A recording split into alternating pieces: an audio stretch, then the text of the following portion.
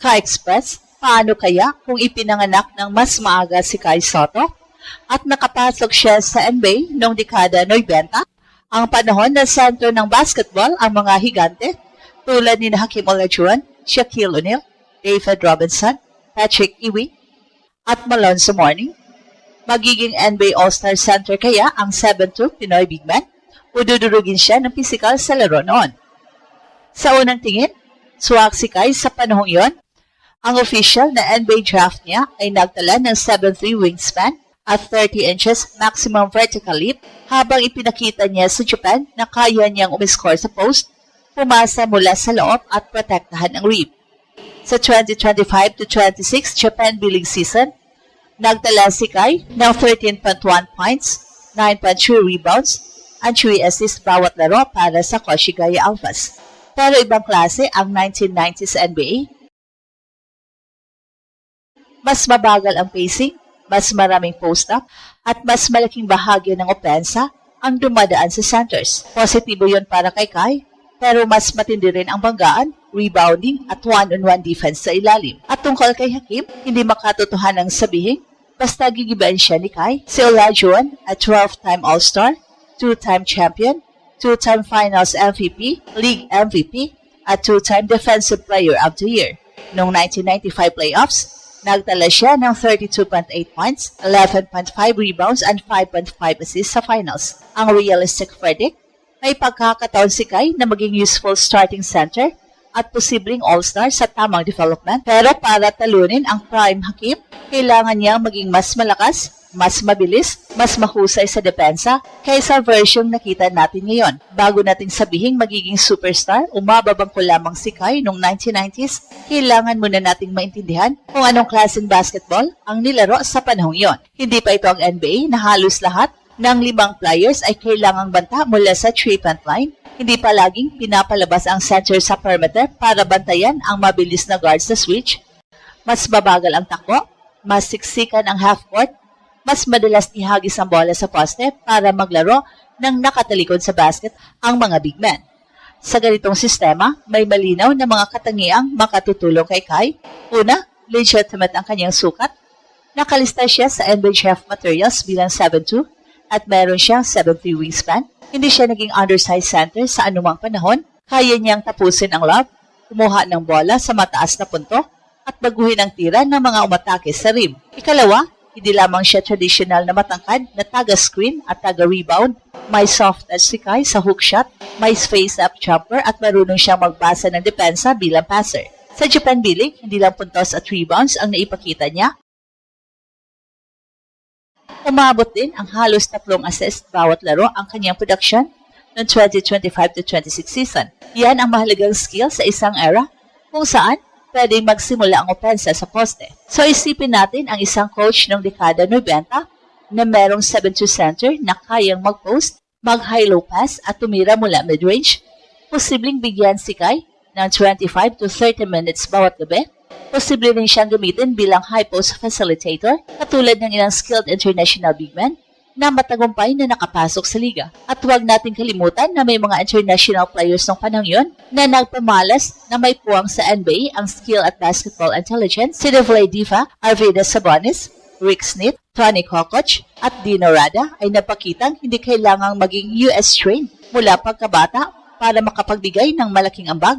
Binanggit mismo ng Hall of Fame profile ni Kukoc na nakita ng mga European stars na kaya nilang makipagsabayan sa liga gamit ang kanilang skill, experience at versatility. Sa aspeto ng offensive feat, baka mas komportable pa nga si Kai noong 1990s kaysa modern NBA. Sa kasalukuyang laro, malaki ang problema para sa mabagal na center ang pick and roll defense. Kapag na-switch siya sa explosive guard, kailangan makasabay siya sa 3 o 4 na dribble. Kapag nag-draft coverage siya, kailangan sabay niyang pigilan ang pull-up jumper at rolling big man. At noong 1990s, hindi gaanong laganap ang 5-out offense at hindi kasing dami ang guards na bumibitaw ng 10 3-pointers bawat laro. Meron ding illegal defense restrictions noon na naglimita sa paraan ng pag-zone at pag-crowd ng depensa.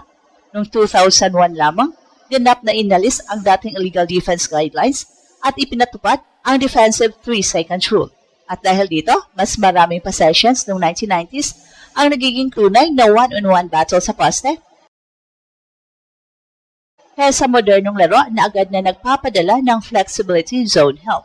At positibo yan para kay Kai dahil makakagamit siya ng height at touch laban sa isang defender sa halip na paulit-ulit na salubugin ng dalawang mobile wing at isang help side center. Pero narito ang malaking problema, lakas at physicalidad.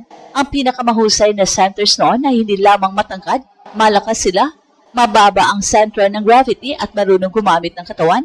Kailangan ni Kai na makipagbanggaan kina Shaq, Ewing, Robinson, Morning, Dikembe Mutombo at Hakeem Olajuwon. Kahit mga role-playing centers noon ay pumapasok sa laro para mag-agaw ng pwesto, mag-box out at magbigay ng 6 na matitinding foul. Hindi sapat ang magiging 7-2 kung madaling may tulak palayo sa preferred spot. Kailangang makuha ni Kai ang bola sa low block, hindi sa 15 feet mula sa ring. Kailangang hindi siya mapaalis sa rebounding position. Kailangang matapos niya ang tira kahit may braso at katawan na nakadikit sa kanya. May tanong din si stamina.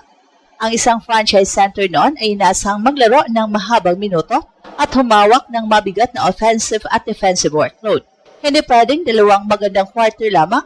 Kailangan niyang maging produktibo hanggang fourth quarter habang paulit-ulit na pakikipagbunos sa ilalim. Kaya ang projection ay hindi agad superstar. Sa kanyang kasalukuyang skill package, maaaring maging rotation center o starter si Kai. Sa tamang coaching at strength program, pwedeng umabot sa antas ng isang productive 14 to 17 point, 8 to 10 rebound big man.